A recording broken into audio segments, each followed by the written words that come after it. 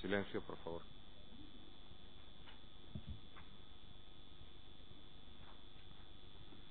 Audiencia pública correspondiente al 13 de junio de 2007. La Asociación de Víctimas del Terrorismo tiene la palabra para informe. Con la venia de la ilustrísima sala, somos la quinta acusación en tomar la palabra para evacuar nuestro informe, y es evidente que a estas alturas, después de el minucioso relato de hechos que pudimos escuchar de la Fiscalía y del brillante informe jurídico que escuchamos en tercer lugar, poco nos queda por decir respecto a los hechos y calificación jurídica, y menos nos queda por decir todavía después de haber escuchado el informe que realizó ayer nuestro compañero José María de Pablos, con el cual compartimos prácticamente el 100% de las palabras que dijo ante ustedes. No obstante, si queremos referirnos a un aspecto de la calificación en la que planteamos la posibilidad de que la actuación del acusado Rabey Osman fuera autor, pero fuera autor por comisión, por omisión. Y vamos a explicarnos. La pericial que vimos aquí todo, la pericial de intérpretes de árabe, planteó dos posibilidades: la planteada por los intérpretes de la Digos y la planteada por los dos intérpretes de Sala y las dos intérpretes de UCIE. A esa parte le pareció sugestiva la interpretación que hicieron los intérpretes de Sala, y le pareció sugestiva por varios motivos.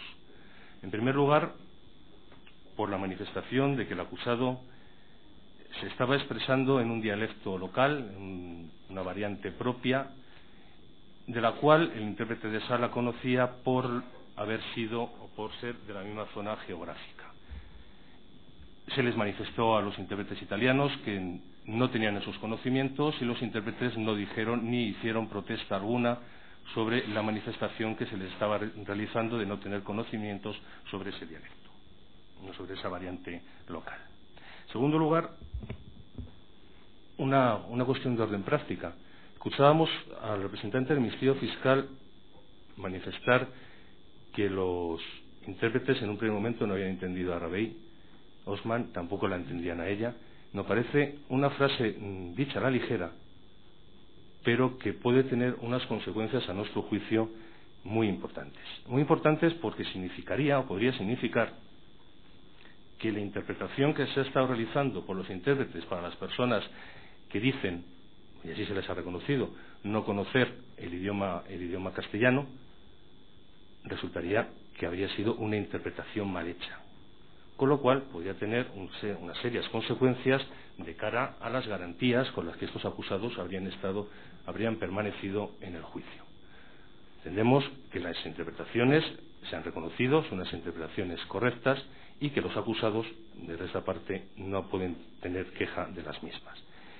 Y en tercer lugar, aunque sea un argumento cogido también al vuelo, había 4 peritos que opinaban de una manera, 2 peritos que opinaban de otra manera, y los 2 peritos que opinaban de otra manera no entendimos que nos dieran razones suficientes para la opinión que estaban expresando. Por lo tanto, creemos que la conversación, una de las conversaciones en la que se producía la discordancia entre los 6 peritos, debe entenderse como que el acusado tenía conocimiento previo de que su grupo, iba a realizar un acto en Madrid, pero que Rabey Osman no conocía verdaderamente el alcance del acto. Y estas palabras nos colocan en la verdadera posición del acusado. Si es su grupo, solo caben 2 alternativas: que él pertenezca al grupo o que tenga alguna suerte de ascendencia sobre dicho grupo. Eso, unido a todas las enseñanzas, al contexto de la conversación, todos los elementos que se manifiestan en esa conversación, las enseñanzas yihadistas radicales que él desarrolla y los antecedentes de los atentados realizados por otras organizaciones terroristas islámicas radicales, nos llevan a ese convencimiento. Y aquí creemos que se concitan los elementos necesarios para poder traer este análisis ante ustedes. Entendemos que se concitan, por lo tanto, los elementos de la comisión por omisión. Y ello porque tuvo previo conocimiento de que existía un grupo de personas adscritos a corrientes islámicas radicales. Tuvo previo conocimiento de que estas personas estaban dispuestas a llevar a cabo un acto en Madrid, un acto que, como decimos, por los antecedentes, y este sería el tercero de los elementos, no podía desconocer que implicaba un serio riesgo para la vida. Esta situación, estos conocimientos previos que él manifiesta tener y que los otros se consiguen del conjunto de las conversaciones, creemos que le obligaban a no permanecer impasible, le obligaban a no mirar hacia otro lado. Creemos que le colocaba en una posición de garante. Y no vamos a discutir, creemos que no hay problema, si la posición de garante puede ser únicamente respecto de un único sujeto o respecto de una colectividad. El bien jurídico era el bien jurídico vida, y la vida puede referirse tanto a una sola persona como a la suma de las vidas de una colectividad. Y es cierto que con el silencio guardado por el acusado se incrementaron de forma extraordinaria los riesgos para la vida de los ciudadanos de Madrid.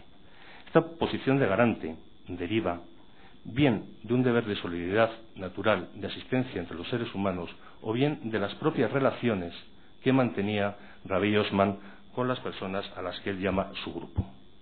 Dada la proximidad que mantenía con estas personas, era la persona que se encontraba en mejores condiciones para poder evitar los hechos que ocurrieron con posterioridad. Él conocía el riesgo y él lo único que le faltaba por conocer era el verdadero alcance de lo que iban a realizar las personas de su grupo. Por lo tanto, realizó los elementos necesarios, los elementos típicos para hablar de la comisión por omisión. Se abstuvo de poner en conocimiento de las autoridades los hechos que él conocía. Y hemos de referirnos a si tenía posibilidad física y posibilidad intelectual para poder llevar a la evitación del resultado. Y entendemos que los dos requisitos exigidos concurren. Posibilidad física, por supuesto que la tenía. Conocía a las personas y podía haber comunicado quiénes eran las personas. Conocía la idea que tenían y podía haber comunicado lo que iban a realizar. Y sabía de las intenciones, por lo tanto, podía localizárseles a las personas, dado que estaba en contacto con ellos. Se nos podrá decir que a pesar de todos estos datos, a pesar de todos los elementos que pudiera comunicar, de todas las informaciones que pudiera decir para evitar los atentados, podían haberse cometido los atentados. Pero si se afirmara esto, se estaría desconociendo que el elemento de la posibilidad física no requiere una real evitación del daño, sino que requiere la probabilidad de que se hubiera evitado el daño. Y con esta comunicación había muchas posibilidades de evitar el daño. Conocimientos, posibilidades intelectuales, los dos elementos que se requieren, igualmente entendemos que concurren. Sabía de la intensidad que podía llegar a alcanzar el ataque al bien jurídico, sabía de los antecedentes de otros atentados llevados a cabo, como hemos dicho, por otras organizaciones radicales islámicas, y por supuesto que tenía la posibilidad y tenía los medios, sabía lo que tenía que hacer para evitarlo, que era ponerlo en conocimiento de las autoridades. Por lo tanto, creemos que con esto, y si se diera esta interpretación, podemos cerrar el círculo de las posibilidades de acusación respecto de Rabí Osman. Y así ofrecemos a la sala esta interpretación. Y como decía al principio, poco más podríamos o tendríamos que decir de lo que, vistas las manifestaciones del Ministerio Fiscal y del compañero que me precedió en el uso de la palabra, pero no podemos quedarnos en este punto. Y no podemos quedarnos en este punto porque al juicio que hemos asistido podemos calificar que es un juicio único por la magnitud de los hechos que nos hemos visto obligados a juzgar, o que os veis obligados a juzgar, un juicio único por la investigación que se ha realizado en él, juicio único por la celeridad con la que hemos llegado a la vista del juicio oral, pero también un juicio único por las descalificaciones que se han producido a esta acusación y como otras acusaciones que no han compartido, que han discrepado y que han querido sumar más de lo que estaba dicho en los escritos y de lo que se ha venido denominando, no es una frase que me guste, pero parece que ilustra bastante bien la verdad oficial, o la versión oficial. Por ahondar, por querer saber más de lo que había, sin decir que las personas que están aquí sentadas como acusados sean culpables, hemos recibido todo tipo de epítetos. Se ha llegado a calificar a una víctima a la que este letrado representa, se le ha llegado a decir que dejara de decir las cosas que decía y que tenía que dar gracias por estar vivo. Y esta víctima a la que yo represento, lo único que ha solicitado siempre es que se le pidieran disculpas por haberle manifestado que tiene que dar gracias por haber salido vivo de los trenes. En nuestro escrito de calificación provisional ya dijimos que el atentado y todos los hechos posteriores al atentado habían polarizado a la sociedad española, pero sinceramente nunca pensamos que se la hubiera polarizado de esta manera para que una víctima recibiera estas manifestaciones. Y junto a ello, igualmente se nos ha calificado de haber ejercido labores de defensa. Evidentemente, quien así se ha manifestado ha venido con una idea preconcebida que no se compadece ni con el íntimo sentimiento del letrado que se dirige a vosotros, ni evidentemente con los hechos realizados. La Asociación de Víctimas del Terrorismo y las acusaciones particulares a las que patrocino presentaron un escrito de acusación, acusando a las personas que están siendo juzgadas. La Asociación de Víctimas del Terrorismo y las acusaciones particulares a las que represento han presentado un escrito de conclusiones definitivas en las que se han modificado, se han retirado acusaciones, ciertamente, pero únicamente a la luz de las pruebas y de la interpretación que hemos realizado de las pruebas que se han desarrollado en las sesiones del juicio oral. No se puede decir que hemos sido defensa. Jamás hemos actuado en beneficio de los acusados y jamás hemos buscado la absolución de los acusados. Es cierto, hemos discrepado, es cierto, hemos querido ahondar e ir más allá de lo que se nos estaba diciendo. Pero entendemos que ir más allá, entendemos que preguntar es legítimo y discrepar también es legítimo. Y aquí se nos ha querido poner el burka de la uniformidad intelectual. Y llegado a este punto, tenemos que contestar las palabras del excelentísimo fiscal jefe de la Audiencia Nacional. No hubiéramos querido llegar aquí. Hubiéramos preferido que cada uno se hubiera ocupado del papel que ha desarrollado en estas sesiones, del papel que cada uno ha desarrollado en la instrucción. Esquizofrenia procesal. ¿Cómo llamamos entonces a hacer interrogatorios blancos, a hacer interrogatorios de defensa y terminar retirando la acusación al destacado dirigente de la izquierda Berchale? Este letrado no lo va a calificar, pero ahí lo dejamos. Las discrepancias a las que nos hemos visto obligados a contestar, a las discrepancias que hemos encontrado entre unas versiones y otras versiones, entendemos que tiene un origen claro, que es la forma en la que se llevó a cabo la instrucción de la causa. La forma en la que se ha llevado es una forma en la que se ha obviado la colaboración que podían facilitar las distintas acusaciones personadas. Se ha llevado una instrucción únicamente bajo el criterio, son los dos órganos encargados de hacerlo, pero con el exclusivo y excluyente criterio del juez de instrucción y del representante del Ministerio Fiscal. Y en algunas ocasiones la prensa sabía antes las cosas que se hacían en el juzgado que los propios letrados. No queremos recordar, sí lo vamos a recordar, el episodio del helicóptero. Las partes no teníamos ni idea de que se iba a realizar esa prueba, en cambio la prensa sí sabía y ahí estaba presente. No vamos a decir que la instrucción se haya realizado de una forma dirigida, con una concreta orientación. Ya vimos, y las pruebas nos lo han puesto de manifiesto, que en un primer momento se plantearon todas las posibles opciones y que a partir del día 13 se cierra una determinada línea de investigación. Pero sí es cierto, y así lo entendemos, que el secreto de sumario, que seguramente se decretó para llevar a cabo una serena investigación, al final terminó prostituyéndose y terminó aportando dosis de insatisfacción a la sociedad. Le faltó serenidad a la sociedad porque el secreto de sumario al final no se convirtió en secreto de sumario, dadas las continuas filtraciones que se producían. Ignoramos de dónde venían esas filtraciones, pero entendemos que hubiera sido deseable haber levantado el secreto de sumario con anterioridad para que la sociedad, el ataque que había recibido a la sociedad, hubiera sido mucho más transparente y hubiéramos tenido todas las informaciones que se estaban realizando en el sumario. Y esta forma de instruir ha afectado a dos elementos que entendemos capitales. Afectó a los restos de los focos. No podemos referirnos a que afectara a los trenes porque, de forma incomprensible para este letrado, antes de que terminara la instrucción, los trenes ya habían sido destruidos. Antes de que terminara la instrucción, no teníamos los elementos físicos para poder continuar la investigación. Y así se ve en la última de las periciales, que entendemos que es una pericial muy importante, la pericial final, la pericial conjunta entre Guardia Civil y Policía, donde ni siquiera pueden acceder a los trenes y tienen que trabajar sobre fotografías. No creemos que hubiera sido tan complicado haber dejado los trenes para poder terminar la investigación.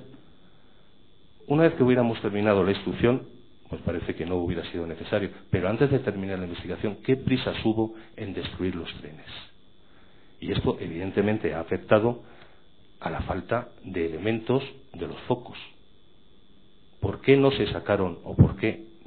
Tengo que decir que por qué no se sacaron, porque no se nos han mostrado muestras de la chapa. ¿Por qué no se cortaron chapas? Incluso no sabemos si se hizo o no se hizo, pero lo que sí es cierto es que nadie ha puesto de manifiesto que se cortaran restos de las chapas de los trenes justamente donde habían explosionado las mochilas.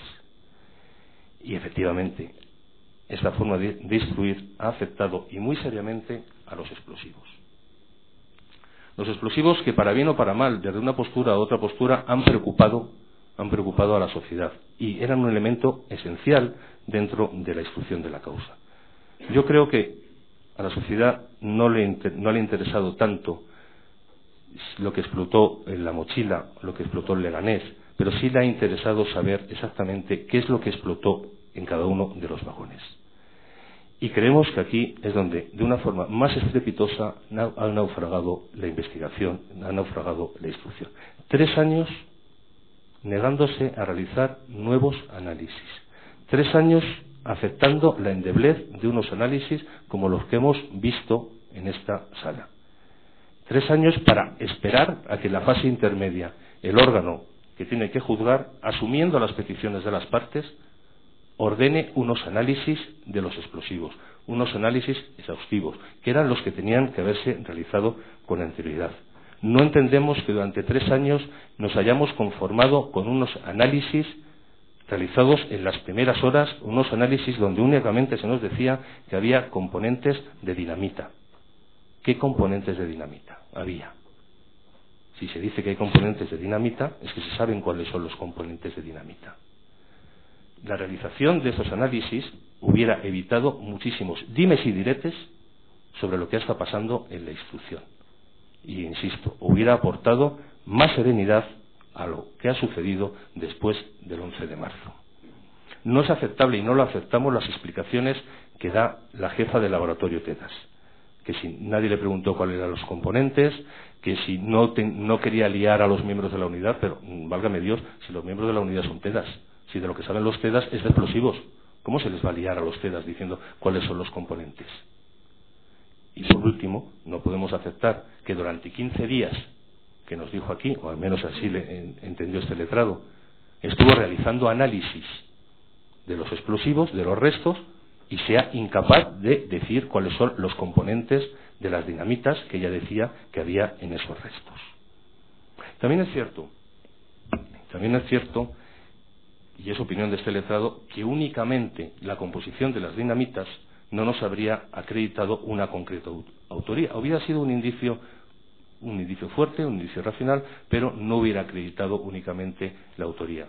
Utilizando un símil cinematográfico, hubiéramos necesitado, además, la mano que mecía la cuna. De las pruebas que han sido practicadas en el juicio, las periciales sobre distribución de explosivos, las periciales sobre los detonadores, las certificales del gitanillo, así como los explosivos hallados en Leganés, entendemos que apuntan directamente al acusado Suárez Trasorras, como la persona que suministra los explosivos a Yamal Amidán, bien por unas entregas directas o bien por facilitarle el acceso a Mina Conchita. Y no nos cabe duda de cuál ha sido el papel que ha representado Yamal Amidán en los atentados. Tampoco nos cabe duda, el informe obrante al folio 36.011 así lo dice, que en Mina Conchita había goma 2-eco y goma 2-EC. A pesar de que la goma 2-EC que se encuentra en Mina Conchita y se hace referencia en ese informe se encuentra en el estado en el que se encuentra. Con esta afirmación no quiero que nadie entienda que estamos diciendo que explotó o goma 2-eco o goma 2-EC o las dos o un tercer explosivo. Nos quedamos, porque no tenemos elementos para contestarlos, nos quedamos con las afirmaciones realizadas por los peritos, en el que pareció que era, aparte del punto que se manifestó ayer, el otro punto en el que todos estuvieron de acuerdo.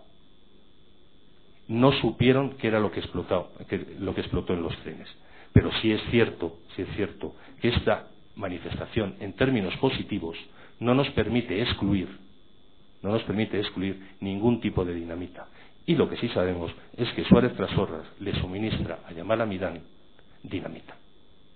Por eso, la Asociación de Víctimas del Terrorismo, por eso este letrado, no le ha retirado la acusación a Suárez Trasorras de los 192 delitos de asesinato que se le acusaban inicialmente y que han quedado finalmente las conclusiones definitivas. Quizá hubiera sido fácil retirarle la acusación, pero hemos entendido a través de este razonamiento que continuaba siendo culpable de haber suministrado los explosivos que suministró y que se utilizaron para los atentados del 11 de marzo. Y ya que hemos mencionado la pericial, vamos a adentrarnos en ella. Vamos a decir, el desarrollo que tuvo en la sala nos pareció un desarrollo impecable. La verdad es que este letrado no había asistido nunca a un desarrollo de una prueba pericial como la que vimos aquí. Creemos que debería utilizarse para enseñar a los alumnos de Derecho que es una verdadera prueba pericial. Pero si ese es el resultado de lo que sucedió en la sala, no estamos satisfechos, esta acusación no está satisfecha en cómo se tuvo que desarrollar la elaboración del informe. Creo que he dado ya algunas notas, pero tenemos que ahondar en ellas. Es absolutamente censurable la escasez de muestras de los focos que se les proporcionaron a los peritos. ¿Dónde están, por ejemplo, por qué no se le entregaron los casi 39 clavos que aparecen en el informe de metralla de uno de los focos de Atocha? ¿Dónde están? ¿Por qué no se les dan para que se los analicen? Nos parece censurable que el agua y el acetona, si la jefe de laboratorio TEDAS no es capaz de decir en sus informes cuáles fueron los componentes de la dinamita, nos parece censurable que se hayan eliminado los restos, evitando así que se pudiera saber realmente cuáles eran los elementos en disolución en el agua y en la acetona. Y igualmente nos parece censurable, pero bueno, es una opinión, que el desarrollo de la pericia demostró en ciertos peritos, en algunos peritos, una no disimulada intención de apuntalar una idea preconcebida. Y nos referimos a la teoría de la conspiración.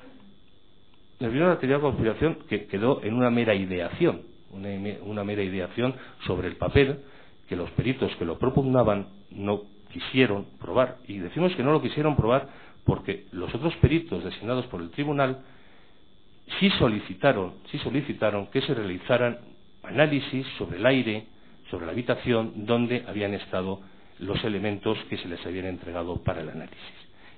Y el jefe de la pericia se negó a realizar esa comprobación. Por lo tanto, es una mera ideación. Pero es que además es una mera ideación que dados los hechos en los que se sustenta, creemos que no es racional. Si hay una contaminación, tienen que estar juntos los elementos contaminantes y el contaminado. Pero la jefe del laboratorio de los TEDAS, y tampoco entendió mal este letrado, nos dijo que los explosivos no se guardaban ahí. Con toda lógica, los explosivos en la unidad TEDAS se guardan en los minipol de la unidad. No se guardan en la misma habitación de los vestigios judiciales o los restos del laboratorio. Por lo tanto, mal se podía contaminar si no estaban juntos. Ya no son los 5 metros de la habitación, sino que son bastantes más metros, sino son kilómetros. No es racional tampoco, y ayer se dijo aquí, que una bolsa, 2 bolsas, 3 bolsas, una caja y un armario. Y tenemos partículas que vagan por el aire de esa sala tiene que ser absolutamente irrespirable, que vagan y que van a depositarse a través de una bolsa, otra bolsa, una caja y un armario, casualmente, al polvo absorbente. Este polvo tenía que ser utilizado por los fabricantes de ciertos productos que se anuncian en la televisión y que su publicidad es de la gran absorción, porque es lo que más absorbe en el mundo. Y no nos parece racional, y esta racionalidad todavía se reduce mucho más, dado que tenemos que recordar que el DNT permanece en estado sólido hasta casi los 60 grados, y esto lo aportamos nosotros, se evapora a partir de los 270 grados, y la nitroglicerina, cuando se quiere convertir en gas, resulta que ya ha explotado. Malamente se puede dar esta contaminación. Pero es que la teoría de la contaminación no trata de explicarnos qué es lo que explotó en cada uno de los focos. La teoría de la contaminación lo único que trata es de eliminar un elemento que no debería aparecer según una idea preconcebida. Por eso, en la muestra M1, y así se puso en manifiesto en el desarrollo de la pericia, se le llegaron a realizar hasta 8 pruebas, porque no se creía lo que estaba saliendo, porque no se esperaba que se encontrara ese elemento que se encontró en la muestra M1. Y por eso fueron la reiteración de pruebas. Nos pareció muy sugestiva, por otro lado, la versión, la tesis que mantuvo ayer el letrado que nos precedió en el uso de la palabra, de que la contaminación se produce por los propios restos de los explosivos almacenados en la bolsa, en la bolsa, en la bolsa y en el armario. Por lo demás, no tenemos ningún empacho en decir que en el resto de los sitios donde se encontraron explosivos, Leganés, Mocejón, incluso en la Cangú, se encontró goma 2 eco. Incluso en la Cangú, a pesar de que esta furgoneta levanta muchas suspicacias centradas, a juicio de este letrado, en la falta de determinación por los perros especializados en los explosivos, no ya solo lo que había en el cajón, en el asiento del copiloto, sino incluso en la parte de atrás donde debieron ir las mochilas. Suspicacias por las manifestaciones que realizó el testigo señor Sánchez Manzano, donde nos habla de 2 empleados de una fábrica que son llamados, comparecen, manifiestan que los cartuchos, los detonadores son de su fábrica, pero que ni sabemos quiénes son esas personas, ni nunca se les ha tomado declaración, ni sabemos dónde constan lo que dijera. Parece que la transmisión oral ha vuelto a nuestra sociedad como elemento fundamental de plasmación de las informaciones. Y dejamos los explosivos. Dejamos los explosivos para referirnos a otro elemento que siempre ha planeado en la instrucción, fuera de la instrucción y, por supuesto, ha planeado aquí en las sesiones del juicio oral.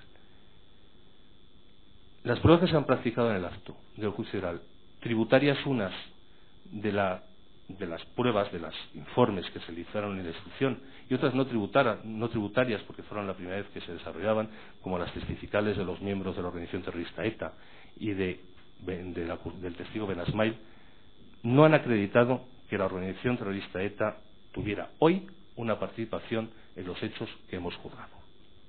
Y siendo eso así, pues no lo podemos negar, no hemos encontrado pruebas para decirlo, en este estado decimos de los hechos, no dejamos de manifestar la extrañeza que nos ha causado la multiplicación de esfuerzos que se han realizado en la instrucción para acreditar un hecho negativo. Es la primera vez que nos encontramos con que en la instrucción se dedica parte de su esfuerzo a expulsar la posible responsabilidad de alguien de la que la propia instrucción, según parece, no revelaba ningún tipo de indicio de su participación. Como hemos dicho antes, a partir del día 13, la vía de investigación de ETA queda paralizada. Ni siquiera los análisis de los explosivos estaban realizados de tal forma que se pudiera decir que el explosivo que utiliza habitualmente la organización terrorista ETA era lo utilizado. Entonces nos preguntamos, ¿qué necesidad, qué interés procesal ha existido para que se acreditara un hecho negativo? No lo encontramos. Si del proceso no había, ¿por qué se ha hecho? ¿Por qué ese interés? Creemos que nos hemos rendido a lo extraprocesal. Y esta misma extrañeza la sentimos de la cantidad de informes que se han elaborado, que se han solicitado, únicamente para acreditar la fundamentación ideológica de unos grupos islámicos radicales. Es cierto, este letrado lleva muchísimos años haciendo juicios por atentados de la organización terrorista ETA, participando en instrucciones. No he encontrado en un solo atentado de los realizados por ETA, por Grapo, en su día por FRAP, que se hubiera hecho un solo informe para saber cuál es la base ideológica de un terrorismo anticapitalista o de un terrorismo separatista. Nunca se ha hecho. Quizá a lo mejor tenemos que empezar a hacerlo a partir de ahora. Y tendremos que pedir todos los informes de inteligencia que hay en los macrojuicios para que todos sepamos realmente lo que son las organizaciones terroristas, digamos, autóctonas de nuestro país. Y sepamos cuál es la base ideológica a través de la que partan. Este mismo esfuerzo, y también tenemos que mostrar nuestra extrañeza, se ha realizado para algo que yo creo que es una verdadera equivocación. Se ha buscado hasta el final cuál es la justificación de los acusados para cometer un atentado. Tampoco es la práctica habitual dentro de la Audiencia Nacional que en las instituciones se busque cuál es la justificación de por qué Grapo, FRAP y actualmente ETA matan. En las calificaciones que presentamos, casi como fórmula de estilo, porque todos sabemos qué es lo que significa, se dice: organización terrorista que busca subvertir el orden constitucional. Aquí no. Aquí la orientación de la instrucción ha sido completamente distinta. Ha habido un verdadero interés en buscar la última justificación de unos terroristas para atentar, para matar. Y claro, hemos terminado en la política. Hemos expulsado al derecho en esa parte, en la instrucción, y hemos terminado hablando de política. Y sinceramente creo, como he dicho antes, que le hemos hecho el caldo gordo a los terroristas y no ha sido acertado. Ha polarizado nuevamente a nuestra sociedad. Hay grandes ausentes en este juicio y no sabemos quiénes son. Hay muchos elementos, ahí se pusieron de manifiesto, que tienden a que aquí faltan personas. Incluso el excelentísimo fiscal jefe lo decía en su informe: si ETA hubiera tenido que hacerlo, hubiera tenido que necesitar a todos sus comandos. Bueno, pues evidentemente todos los comandos de ETA no son mucho más que todas las personas que tenemos aquí. Faltan personas y la investigación tiene que continuar. La Asociación de Víctimas del Terrorismo no se conforma con lo que ha pasado en estas sesiones. Tenemos, y creo que la sociedad tiene, que llegar a saber quiénes fueron las personas que realmente estuvieron detrás de la ideación y del desarrollo y de la ejecución completa de los atentados que supusieron la muerte de 192 ciudadanos españoles, de personas que estaban en España, y de los 1.841 heridos reconocidos. Y al hilo de esta afirmación de que faltan personas, sí queremos dejar claro una cuestión que nos ha sorprendido y se nos ha trasladado respecto de nuestro escrito de acusación, que la Asociación de Víctimas del Terrorismo montaba una teoría de la conspiración y que acusaba a los cuerpos y fuerzas de seguridad del Estado de estar detrás en alguna forma de los atentados. No. Si ha sido una interpretación, creemos que ha sido una interpretación interesada. También puede ser que este letrado no se haya sabido explicar con el bolígrafo, pero sí lo vamos a decir con la palabra. La Asociación de Víctimas del Terrorismo y este letrado no piensan que en ninguna de las fases del atentado estuvieran detrás los cuerpos y fuerzas de seguridad del Estado. Las pruebas que se han practicado no conducen hoy por hoy a ello. Si es cierto, por el contrario, que se nos queda un pozo, una sombra de cuál ha sido el trabajo realizado con los confidentes, con los colaboradores de la policía. Nos decía el último representante del Ministerio Fiscal que es necesario regular esa figura, darle un estatus. Compartimos esa opinión. No es posible la ligereza, la falta de cuidado, la que entendemos que se han tratado las informaciones que, interesadas, no interesadas, pero que parece que algo tenían que decir respecto de lo que estaba ocurriendo. Ahí están las informaciones sobre las personas que querían vender explosivos, los 150 kilos, las personas que decían que habían personas que estaban buscando mártires y no para llevarlos a Afganistán, ni a Chechenia, ni a Bosnia. Las informaciones que se escuchaban en la grabación de la conversación telefónica entre Rafa Fuller y su agente controlador, diciendo cuál era la casa de Yamal Amidán, a qué hora se levantaba, muchísimo más datos, y escuchando a la agente controlador decir: dame el teléfono nada más. Parece que se ha tratado con mucha ligereza.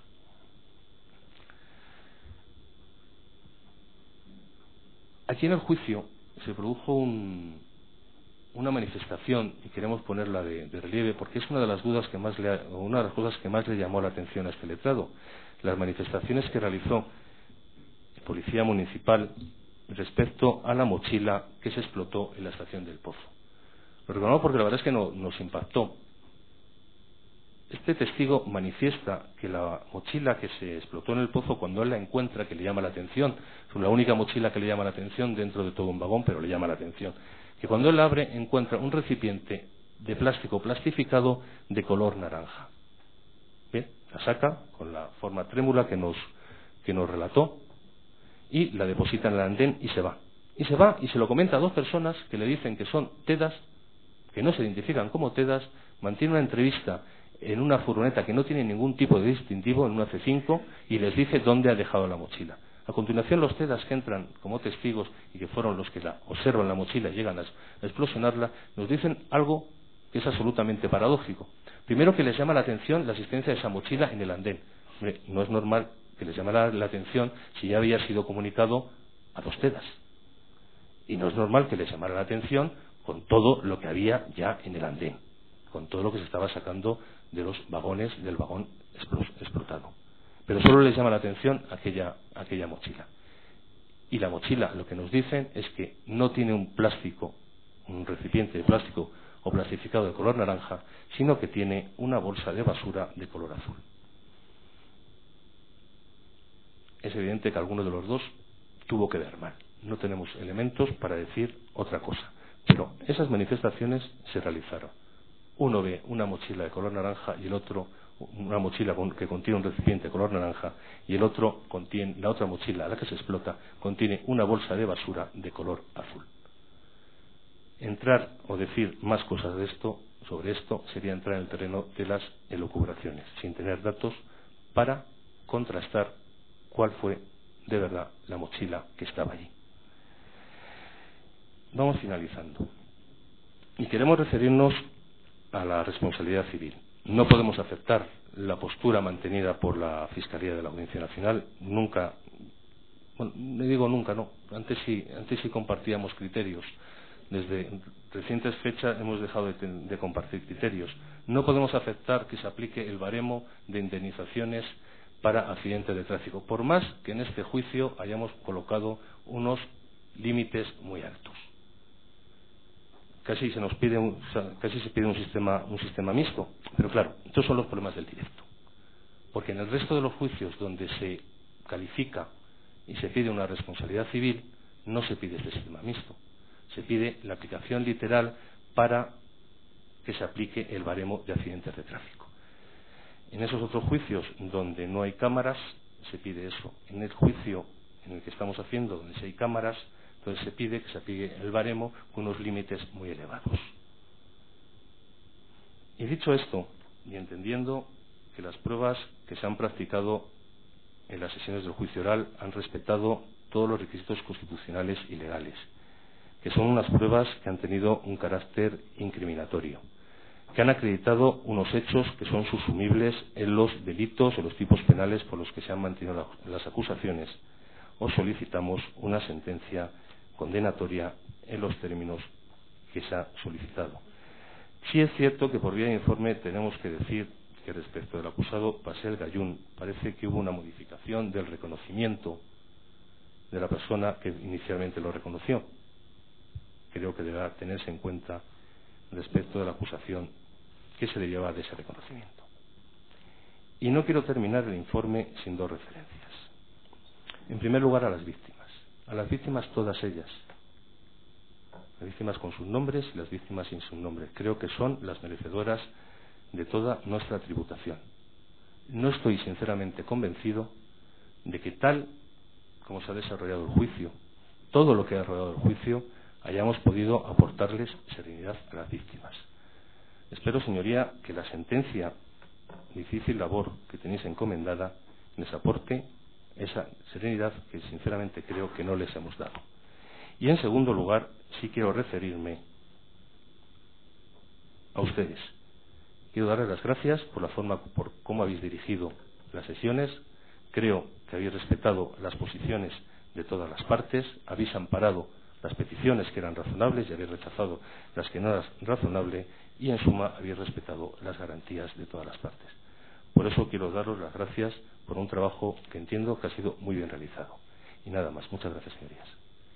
Muchas gracias. La la acusación constituida por doña Pilar Manjón Gutiérrez y otros tiene la palabra para informe. ¿Va a informar desde esa posición o prefiere cambiarse? Señoría, con su venia, desde aquí mismo. Cuando quiera. Pues con la venia de la sala, ilustrísimo señor, para manifestar en primer lugar la coincidencia de las escasas que existen con el querido compañero que me ha precedido en el uso de la palabra, es decir, agradecimiento al tribunal por la exquisita forma de dirigir las sesiones, agradecimiento también, como hizo mi compañero, a todo el personal de secretaría y en general a todas las personas que han velado por la eficaz y correcta celebración del juicio. Dicho esto, señor, manifestar mi adhesión en primer lugar a las manifestaciones que realizó ayer mi compañero Antonio Segura en nombre de la acusación A1, así como remitirme a las cuestiones que se planteará por parte de mis compañeros de la acusación A16, particularmente en el tema de responsabilidad civil y en otras cuestiones. Asimismo, manifestar también nuestra conformidad con los criterios jurídicos expuestos por el Ministerio Fiscal ayer de forma brillante en cuanto a las cuestiones de nulidad y otros aspectos estrictamente jurídicos que se han planteado por las defensas y que entendemos quedan eficaz y eficientemente contestados y por lo cual nos adherimos. También, con carácter previo, señoría, esta parte no puede sino manifestar también nuestra solidaridad, nuestro agradecimiento y nuestro apoyo a la labor no solamente del juez instructor, sino de la fiscal Olga Sánchez, víctima de tan injustos ataques por parte de distintos medios y que desde aquí le expresamos nuestro apoyo y comprensión en todos sus aspectos, toda vez que la cliente que yo represento, o una de las clientes que yo represento, también ha sido víctima de igual campaña de insidias, igual campaña de insultos, igual campaña de amenazas. Se refería a mi compañero que todavía, en un hecho lamentable al que él ha hecho referencia, todavía esa persona está esperando disculpas. Lo mismo decimos sobre determinados sectores de la sociedad, determinados sectores interesados que mantienen a parte de las víctimas en una situación de amenazas constantes, de insultos permanentes y de descalificaciones absolutamente inadmisibles en quien con toda la dignidad del mundo ha encarnado o ha encarado o ha puesto cara a una parte de las víctimas y cuya única falta, al parecer, ha sido perder a un hijo y comparecer en el Congreso para manifestar que quería efectivamente saber la verdad y poner de manifiesto las mentiras que desde algunos medios oficiales se pusieron en los días inmediatamente siguientes al atentado.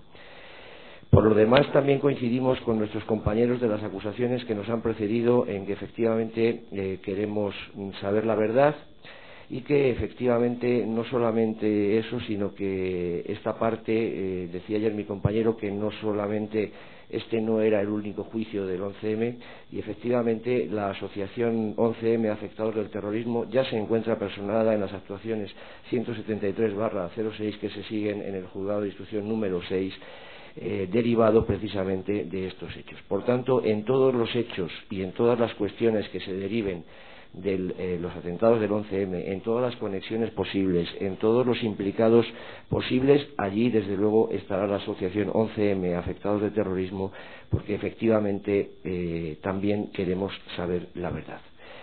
Dicho esto, también debemos manifestar nuestra sorpresa por algunas de las afirmaciones que se han vertido y que entendemos que están absolutamente fuera de contexto.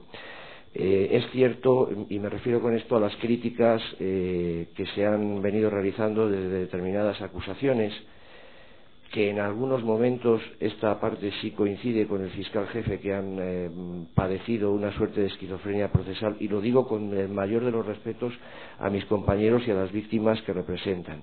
Pero efectivamente, si repasamos las sesiones del juicio, veremos o podemos ver el escaso número de preguntas incriminatorias o inculpatorias encaminadas a probar la culpabilidad de los acusados. Insisto, lo digo desde el máximo de los respetos, el mayor de los cariños a mis compañeros y, por supuesto, a las víctimas que representan. Pero, dicho esto, señoría, en cuanto a las críticas sobre la instrucción, nos parece que son desmedidas e interesadas.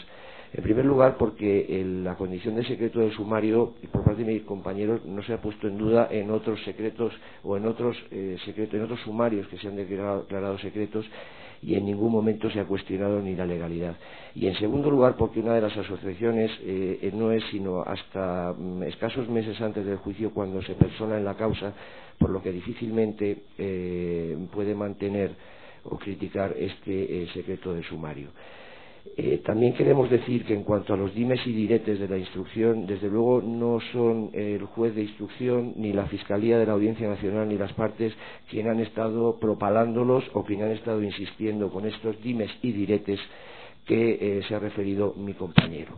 Por tanto, esos dimes y diretes desde luego han partido siempre de fuentes ajenas al juzgado y de partes interesadas que han venido sosteniendo una determinada tesis que, por cierto, nos sorprende que ahora se combata y se diga que es sorprendente que se haya investigado hasta la saciedad la no vinculación o la no aparición de pruebas que incriminen al grupo terrorista ETA en los atentados.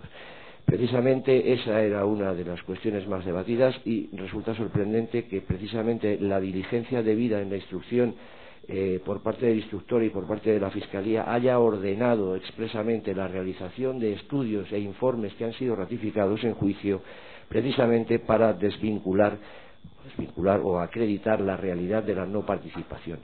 Desde luego no ha sido esta parte quien ha traído a declarar a Irkus Vadillo, ni a Gorka Vidal, ni a los de la Caravana de la Muerte a este juicio, que, por cierto, cuando han estado presentes en la sala, prácticamente quienes los han traído no han sabido ni qué preguntarles. Por tanto, también resulta sorprendente que se critique la instrucción por falta de rigor, y que ahora también se la critique precisamente por haber abundado, por haber investigado y por haber desentramado hasta las últimas consecuencias o haberlo intentado. Es más, también se dice que se ha mentido y que se deduzca testimonio contra determinadas personas.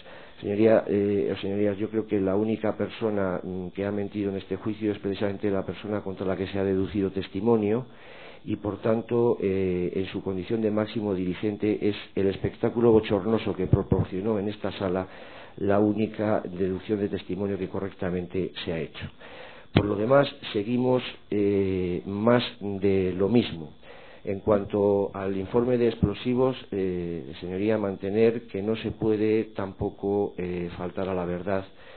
Lo que los peritos, sobre los que luego hablaremos, han dicho es que efectivamente solo en uno de los focos de explosión se encontró nitroglicerina. De ahí uno de los peritos dice que eso es titadín.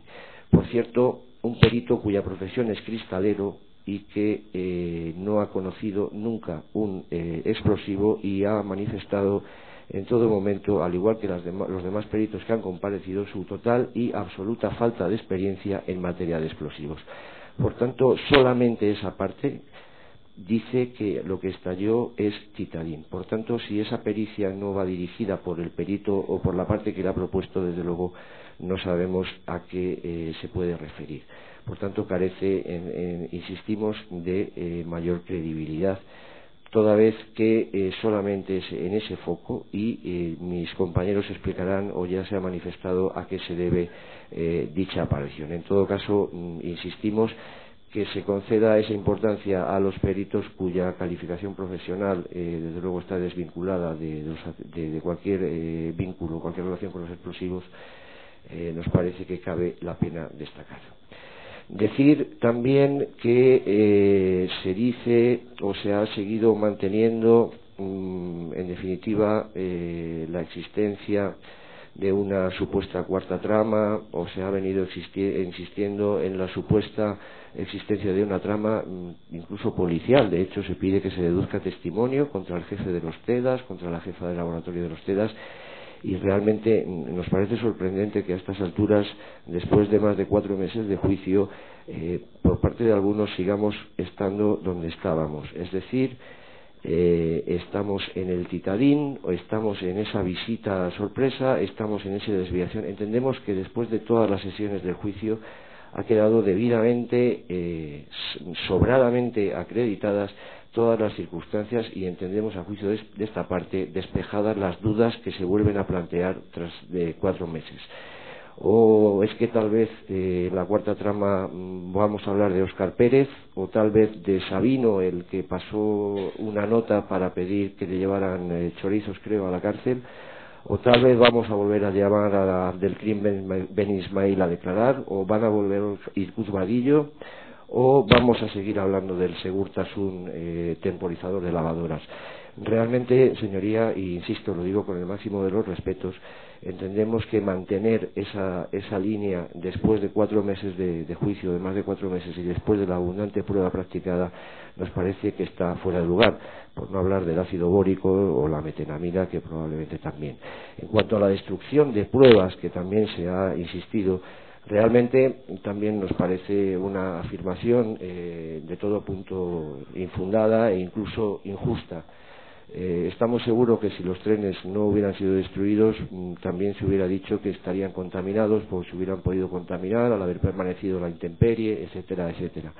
Por tanto, si se investiga la cuestión de ETA es porque se busca una justificación, si no se investiga es porque no se hace. Si se destruyen los trenes es porque se intenta destruir pruebas, y la mayor y más grave también implicación de una supuesta trama policial que aparece en la estación del Pozo colocando una mochila, o en la estación en Vallecas. Nos parece todo, señoría, insistimos, absolutamente disparatado y carente de cualquier fundamento a la vista de lo que se ha practicado en el acto del juicio. Lo que decimos, desde luego, es que siempre en sede judicial y siempre en vía de instrucción, esta parte estará siempre presente en aquellas diligencias, en aquellas actuaciones que se produzcan siempre en sede judicial para investigar todo aquello que se derive de los atentados, y desde luego también con el ánimo de conocer la verdad, pero no una verdad que venga predeterminada por medios ajenos a lo que es una instrucción, o a la que es la instrucción que se ha practicado. Dicho esto, también queremos manifestar que hemos coincidido básicamente con el escrito de acusación de la Fiscalía, y queremos únicamente poner de manifiesto las discrepancias, o al menos las diferencias que mantenemos con ellos o con la acusación de la Fiscalía, porque esta parte desde el primer momento mantuvo a Rafa Zugier, y realmente sus conclusiones definitivas difieren bien poco de las conclusiones provisionales que se hicieron en su momento. Entendemos que básicamente en la trama asturiana, de la que me voy a ocupar con brevedad, entendemos que se deducen elementos, no solamente, digamos, en cuanto al cambio de nuestro escrito de acusación, que la participación de Fuad El Moravid, que expuso ayer mi compañero, evidentemente la elevamos al grado de dirigente por las razones que allí se exponen. También quería comentar, en cuanto a lo que expuso ayer mi compañero Antonio Segura, que todo el cuadro, todo el gráfico que él aportó, y toda la inscripción o adscripción de cada uno de los acusados o procesados en la causa está absolutamente y debidamente probada en las actuaciones, por lo que no me extenderé más sobre ello. Volviendo, como digo, a la trama asturiana y a las diferencias en cuanto a la Fiscalía, únicamente nos ha sorprendido, de alguna manera, y lo decimos también con respeto, la retirada de la acusación de Javier González, por cuanto consideramos que es autor de los delitos de los que esta parte le acusa y mantiene su acusación en su escrito, así como la participación y, por tanto, la implicación de Carmen Toro Castro en los delitos de la que esta parte le acusa. Igualmente, mantenemos unas penas más elevadas para Sergio Álvarez y Antonio Reis con respecto a las solicitadas por la Fiscalía, e incluso a Emilio ya no lo consideramos autor de un delito de falsedad. Vamos a analizar brevemente estas cuestiones. En primer lugar, entendemos, y en esto coincidimos, que se trata la llamada trama asturiana, como se conoce, como se ha conocido popularmente o vulgarmente, se conoce en términos jurídicos o reúne los requisitos jurídicamente establecidos para constituir una auténtica asociación ilícita, es decir, una asociación de 3 o más personas para realizar de forma permanente o reiterada conductas que tengan como fin cometer alguno o algunos de los delitos siguientes. Es cierto que la jurisprudencia se ha manifestado de forma dudosa en este aspecto, pero evidentemente los requisitos ya fueron ayer expuestos por el Ministerio Fiscal y no voy a repetirlos en cuanto a la existencia de la asociación ilícita, pero que entendemos concurre claramente en la llamada trama asturiana. Esto es decir, la pluralidad de personas asociadas, la existencia de una organización más o menos compleja, la permanencia en el sentido de que el acuerdo asociativo ha de ser duradero y que el fin de la asociación sea la comisión de delitos. Bien, todos estos elementos concurren en la denominada trama asturiana y en las personas a las que esta parte acusa de formar parte de esta asociación ilícita. Por situarnos en el tiempo, tendríamos que evidentemente referirnos a la operación People y a los hechos probados que contiene en el ordinal 7 del relato de hechos probados de dicha sentencia, en la que Antonio Toro y Emilio Suárez Trasorras, se dice literalmente, se dedicaban a la venta de cartuchos de dinamita de goma 2, ofreciendo los mismos a la venta en ambientes nocturnos de Gijón. Antonio Toro, ese mismo 2001, ofreció dinamita a la bandera, llegando a ofrecerle y enseñarle dinamita y detonadores. Después de la detención de Toro, Suárez Trasorra siguió ofreciendo explosivos porque necesitaba deshacerse de ellos. En el garaje que compartían estas dos personas fueron encontrados, aparte de numerosa y abundante droga, concretamente 15 kilos de hachís, 16 cartuchos de goma 2 seco y 94 detonadores eléctricos dispuestos para estallar y por lo tanto en perfectas condiciones para causar daño. Por tanto, al menos tenemos un dato o tenemos una fecha recogida judicialmente para situar a estas dos personas ya en el año 2001 en el marco, en la realización de operaciones ilícitas, y concretamente el tráfico de drogas y el comercio con sustancias explosivas. En el informe de la Guardia Civil que figura en el tomo 151 se detalla con bastante exactitud cuáles son las funciones de cada uno de los miembros de la asociación. Vamos a explicar que básicamente consiste en el núcleo directivo, que entendemos forman parte del mismo Antonio Toro, Emilio Suárez Trasorras y Carmen Toro. Forman parte de este núcleo directivo porque es estable y porque Carmen Toro ejerce unas funciones sobre las que luego nos extenderemos con brevedad, pero que evidentemente es un miembro de la asociación que además ejerce unas funciones de dirigente y que además de alguna manera ejerce las funciones de coordinadora entre el que es su hermano Antonio Toro y el que fue su marido Emilio Suárez Trasorras.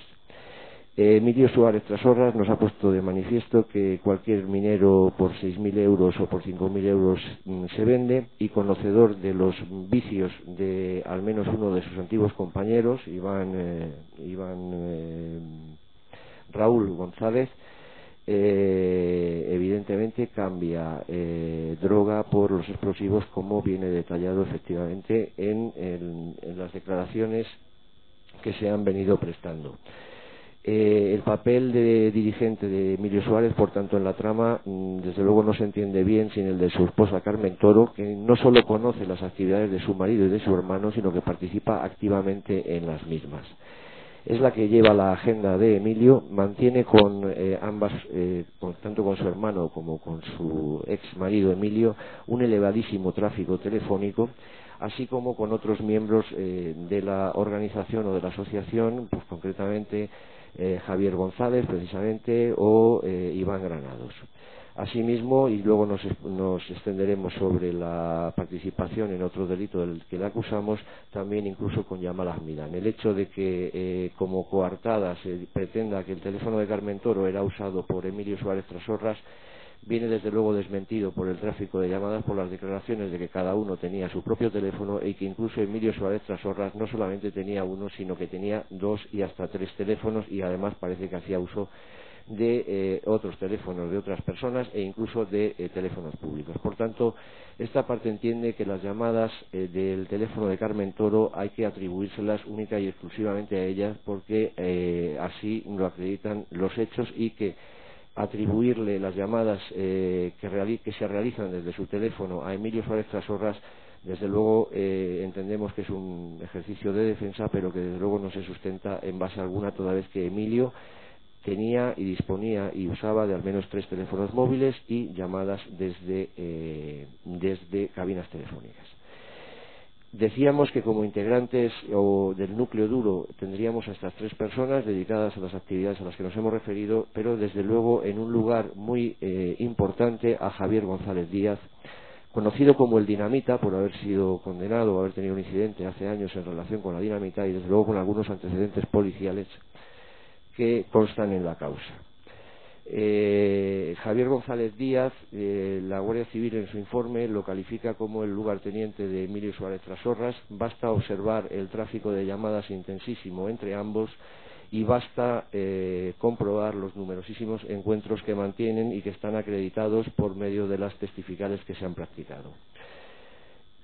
Al menos 91 contactos telefónicos se han detectado entre Emilio Suárez Trasorras y Javier González. También existe un tráfico de llamadas del teléfono de Javier González a Pablo Álvarez Moya, a otros miembros, a Iván Granados y a otros miembros de la asociación. Hay una declaración de Rubén Iglesias que concretamente dice que es a través de Javier González como habría que contactar con Emilio Suárez Trasorras. Es decir, es Javier González el intermediario entre otros vendedores de hachís, supuestamente dedicados y proveídos por Emilio Suárez Trasorras, y es a través de Javier como hay que contactar con Emilio Suárez Trasorras, según manifiesta, por ejemplo, el testigo Rubén Iglesias.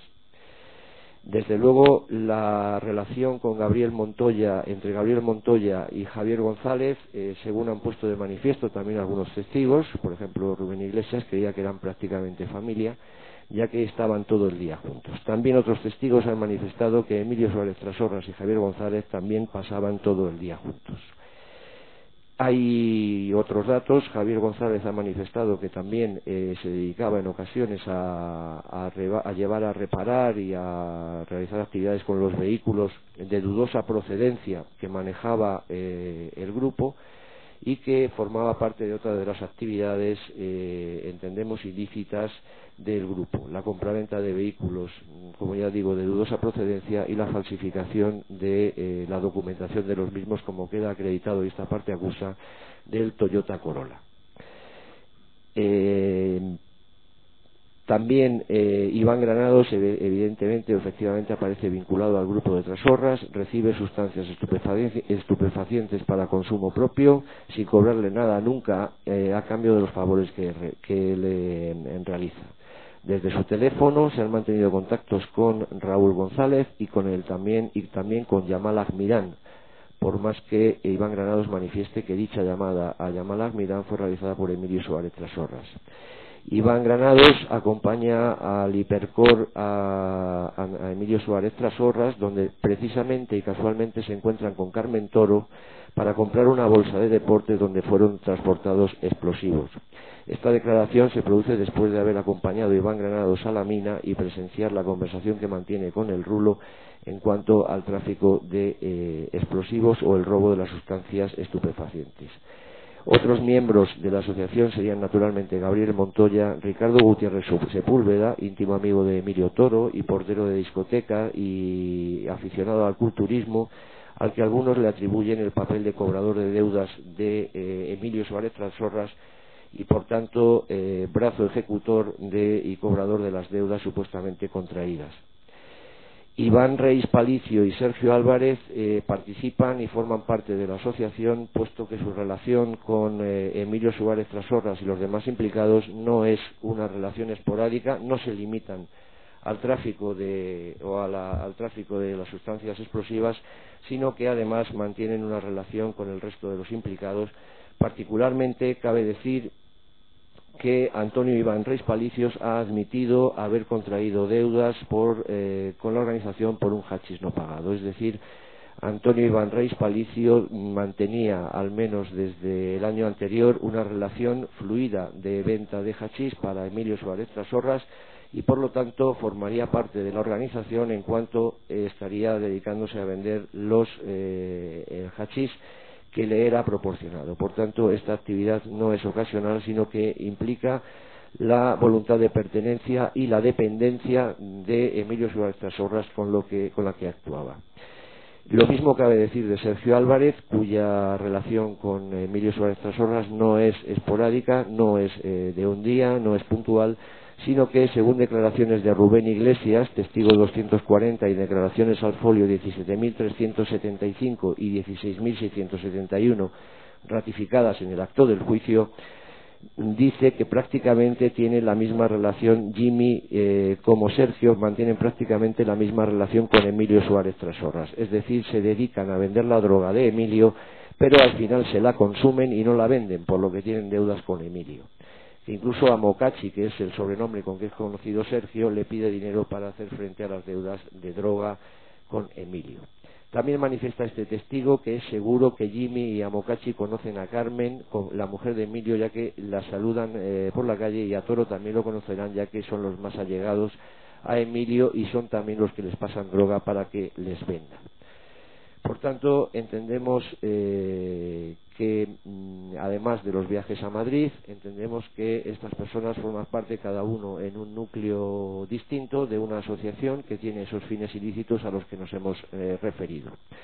También en esta asociación ilícita podemos situar a Raúl González como proveedor de las sustancias explosivas con las que ellos traficaban. Su papel es determinante en la consecución de los explosivos y detonadores por su condición de trabajador de la mina, conocedor del absoluto descontrol existente y con una capacidad sobrada y acreditada para sustraer los explosivos. Su relación con Emilio Suárez Trasorras es antigua, proviene del tiempo en que ambos trabajaron en Mina Conchita y siguieron manteniendo una buena relación, como así ha declarado incluso el propio Raúl González, ya que era Suárez Trasorras quien le proporcionaba la cocaína a Raúl González, sustancia a la que al parecer era adicto, y relacionado esto con las manifestaciones del propio Suárez Trasorras, podemos desde luego deducir que es a cambio de esa sustancia y de otras prestaciones, por así decirlo, que Raúl realiza estas sustracciones de dinamita a favor de Emilio, y sobre eso luego nos extenderemos.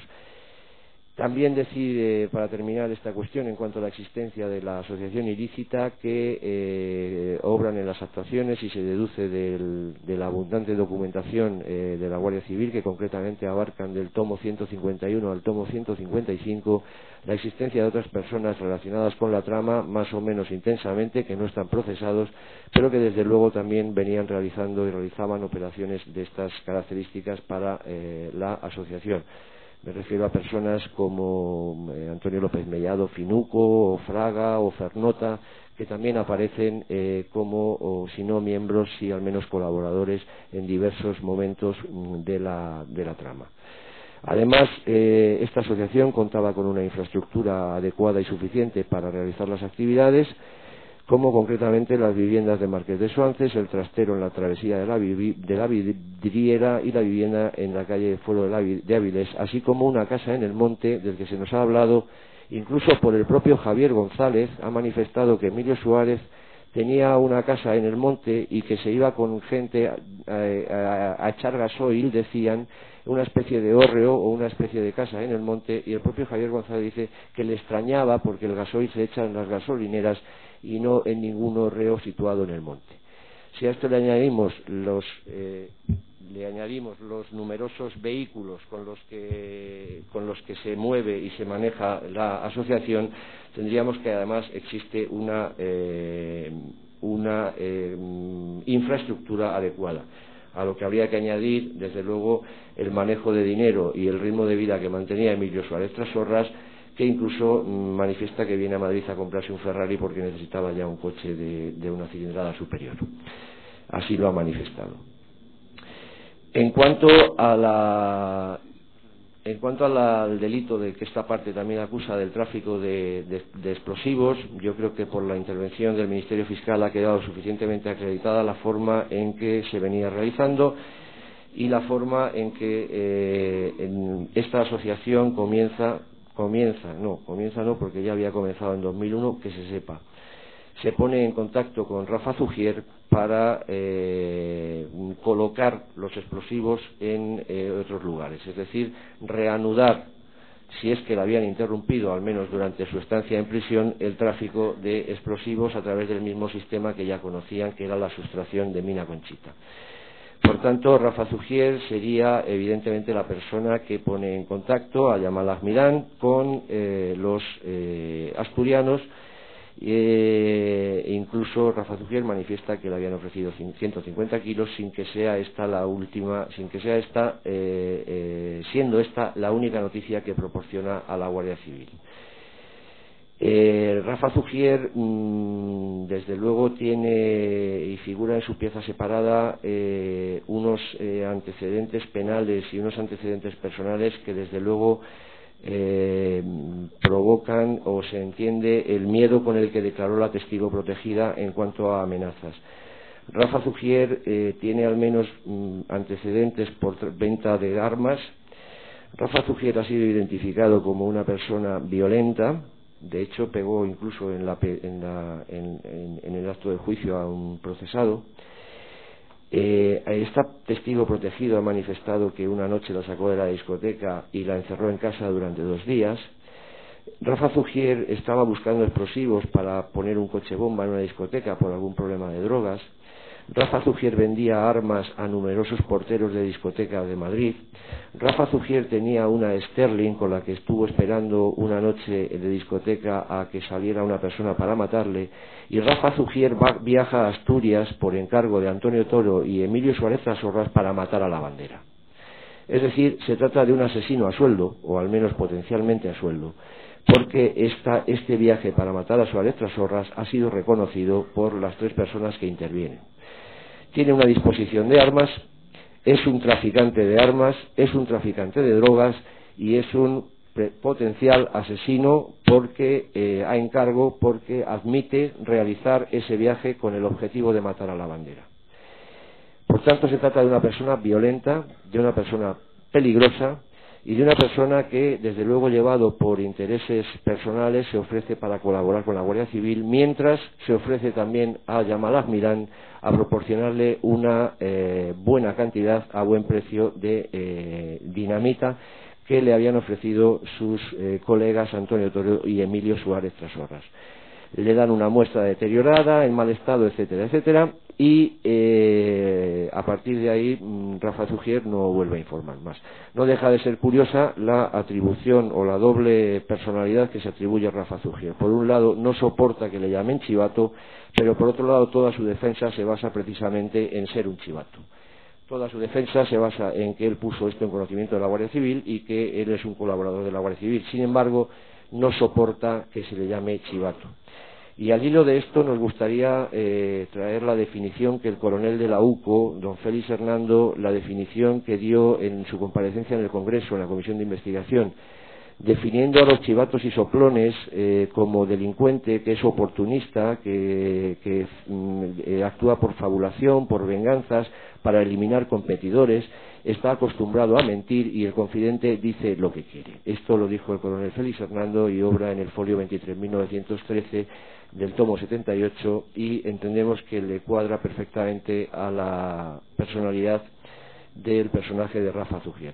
Rafa Zugier no solamente sabía de las tendencias radicales del chino, como tuvimos ocasión de escuchar el otro día, de su condición de islamista peligroso e incluso de para qué puede usarse la dinamita. Por tanto, Rafa Zugier participa absolutamente de forma decisiva, como expuso el Ministerio Fiscal, en la conexión de las dos tramas que él conocía, junto con Rachid Aglif, que es también la persona de contacto definido como lugarteniente de Jamal Ahmidan. Lo cierto es que tanto Rachid Aglif como Rafa Zugier participan en todas las reuniones de los McDonald's en las que se han preparado el tráfico de explosivos. Tiene un abundantísimo tráfico de llamadas con los asturianos y además es la persona que facilita, como ya hemos dicho, los contactos entre ambos grupos. Sobre las cantidades puestas a disposición y salidas de Mina Conchita puestas a disposición de esta asociación ilícita a los terroristas de Jamal Ahmidan, fueron ratificados en juicio unos informes de la Guardia Civil que concretamente estimaron en 312 kilos con 500 gramos la cantidad que habría sido puesta a disposición de los terroristas en los viajes realizados tanto por Sergio Álvarez como por Antonio Iván Iglesias y Gabriel Montoya, como por la sustraída la noche del 28 al 29 por los terroristas con la colaboración personal y directa de Emilio Suárez Trasorras y personal e indirecta de Carmen Toro. Por tanto, entendemos que la participación de todos ellos queda acreditada. Decir en cuanto al acusado Javier González, que no solamente es miembro de la asociación por los hechos a los que nos hemos referido, sino que también esta parte le acusa de tráfico de explosivos, y le acusa porque la declaración de la declaración de Gabriel Montoya, declaración prestada tanto en comisaría del menor, Gaby, el guaje, el gitanillo, la declaración prestada por el gitanillo implica directamente a Javier González en la sustracción de los explosivos que transportó Sergio. Dice, y no es desde luego susceptible de duda la declaración de Gabriel Montoya, por cuanto su testimonio ha servido para poner de manifiesto, o ha servido a la Fiscalía precisamente para aclarar determinados extremos o aclarar los hechos que ocurren en Mina Conchita y cómo se produce el tráfico de sustancias explosivas. Por tanto, no entendemos que se le haya quitado la credibilidad que se le otorga a la declaración de Gabriel Montoya, precisamente cuando dice de su amigo Javier González alias el Dinamita, que dice exactamente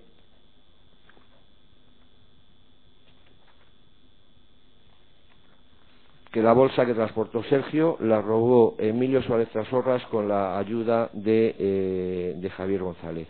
Entendemos que dicha declaración tiene toda la credibilidad, o ha de merecer toda la credibilidad, ya que no solamente es prestada en el juzgado, es también prestada ante la Guardia Civil y ha sido ratificada en el acto del juicio.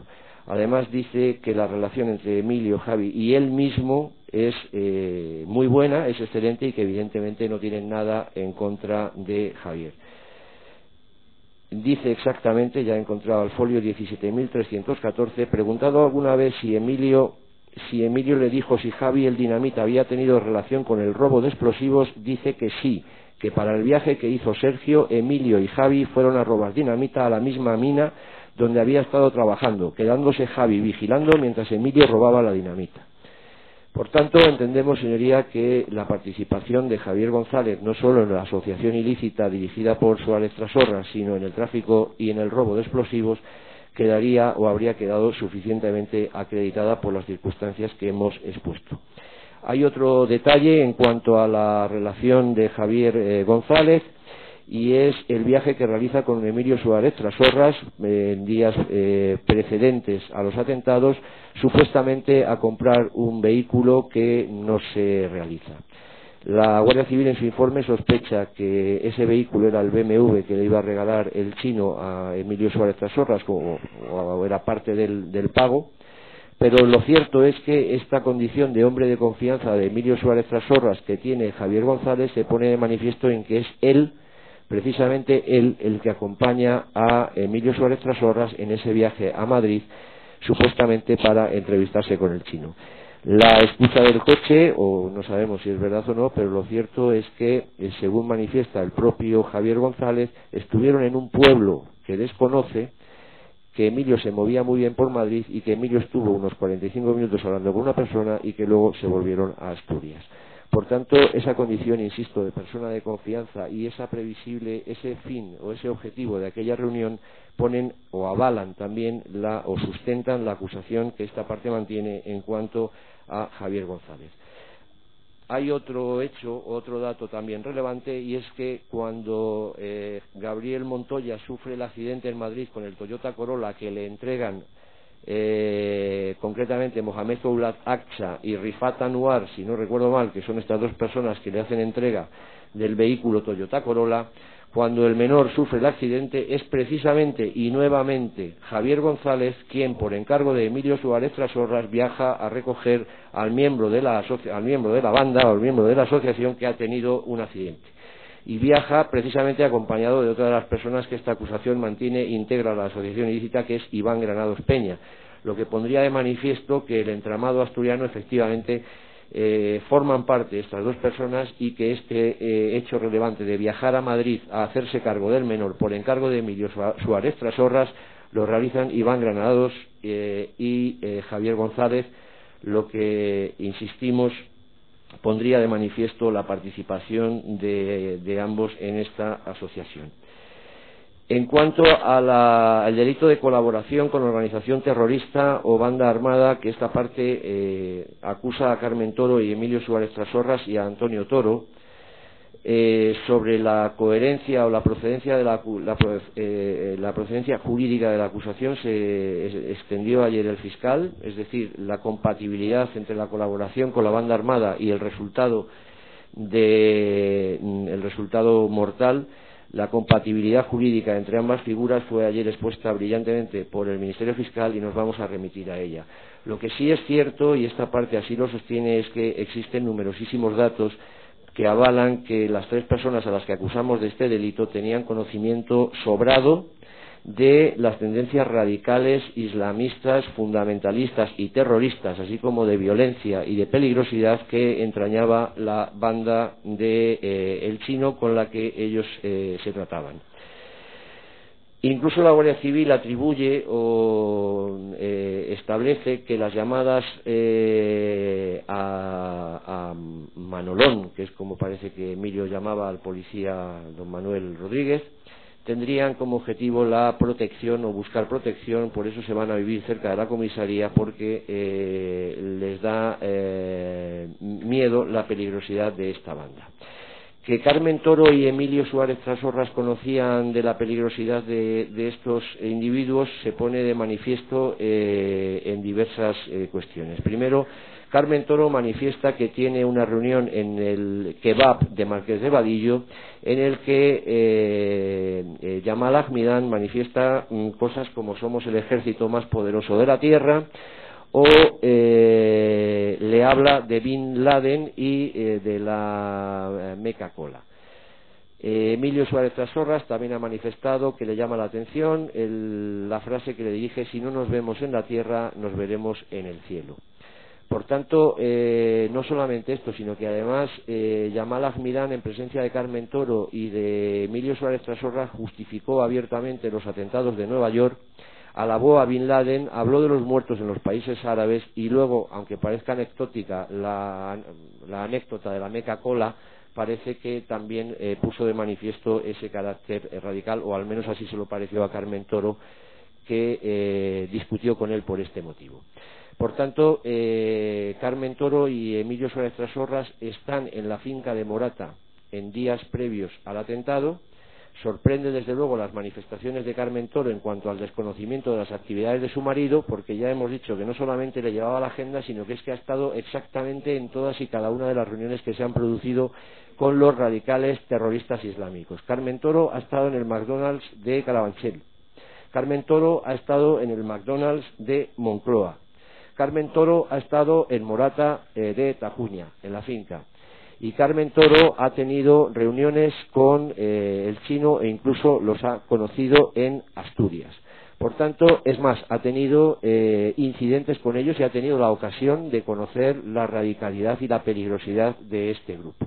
Por tanto, difícilmente puede sostenerse que Carmen Toro vivía en la ignorancia más absoluta o vivía en el limbo de las actividades de su marido. Carmen Toro participaba directa y abiertamente de las reuniones de su marido. Es más, algunas notas también obrantes en folios del sumario manifiestan que ejercía una influencia notable sobre Emilio Suárez Trasorras y que incluso ejercía una notable influencia sobre su hermano Antonio Toro. Y si esto no fuera suficiente, hay un dato que a nuestro juicio es importantísimo y son los hechos que se producen con motivo de la detención de Emilio Suárez Trasorras. Hay un detalle que gráficamente, si nos permite la sala, vamos a exponer tal como ha sido expuesto aquí. Carmen Toro se sienta en las rodillas de Emilio Suárez Trasorras y le dice: Cari, cuéntalo todo, pero a mí déjame fuera.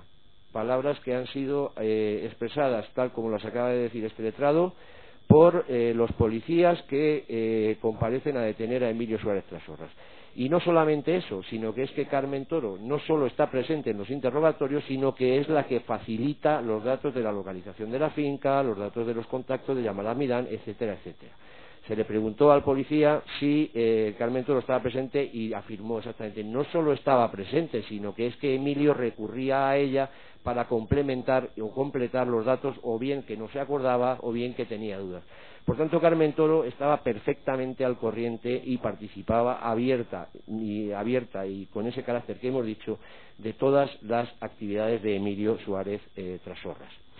Hay otro detalle también en cuanto a y esto ya nos llevaría directamente al delito de cooperación necesaria en los asesinatos y estragos terroristas de los que esta parte acusa a estas tres personas, y que son, y por supuesto también, me comenta mi compañero, de los hechos de Leganés, toda vez que la dinamita que allí estalla efectivamente la proporcionan estas personas, como así también se acredita por los informes que obran de la Guardia Civil y que han sido ratificados.